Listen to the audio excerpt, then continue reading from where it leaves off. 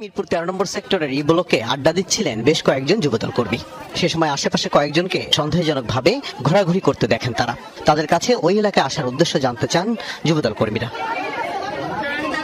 যুবকদের জিজ্ঞাসাবাদ করার সময় হঠাৎ অস্ত্র বের করে গুলি করা শুরু করেন একজন।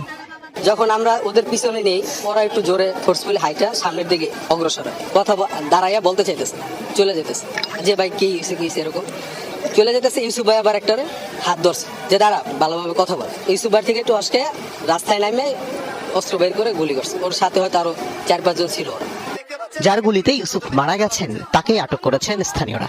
একজন পাকড়া হয়েছে। আমরা যখন আমার ছোট ভাই আমরা তো ওই ধরছে, ও ধরার কারণে লাস্টে ওকে ওর কাছে ছাড়ার জন্য, ও তো আমার ভাই তো মোটামুটি ভালো স্বাস্থ্যবান, ওর ধরার কারণে ওর কলাটা ধরছে, ধরার পরে ও করছে ঠেকায় বুকে এরকম ঠিক এই জায়গাটা গুলি। গুলিবিদ্ধ তিনজনকে ঢাকা মেডিকেল কলেজ হাসপাতালে নিয়ে গেলে যুবদল কর্মী ইউসুফ আলীকে মৃত ঘোষণা করেন চিকিৎসক। নিহতের বুকের ডান পাশে গুলি লেগেছিল। কষ্টটা এখানে, যেখানে হাসিনা পতন হয়েছে, আমরা যে অনেক দিন ছিলাম রাস্তায়, টানা 3 দিন ছিলাম, তখন যদি গুলিটা খাইতো কষ্ট লাগতো না। কষ্টটা এখানে লাগতেছে যে বর্তমান এখন এই সরকার থাকা অবস্থায় কেন এইসব লোকজন যারা কারা কে মারছে, আমি নাম বলতে পারতেছি না, এইসব লোক এখন কেন প্রকাশ্যে এরকম গুলি বৃদ্ধি করে। ঘটনায় মাথার ডান পাশে গুলিবিদ্ধ কাঁচামাল ব্যবসায়ী কালাম সর্দার এবং পায়ে গুলিবিদ্ধ আরেকজন মনির হোসেন হাসপাতালে চিকিৎসাধীন।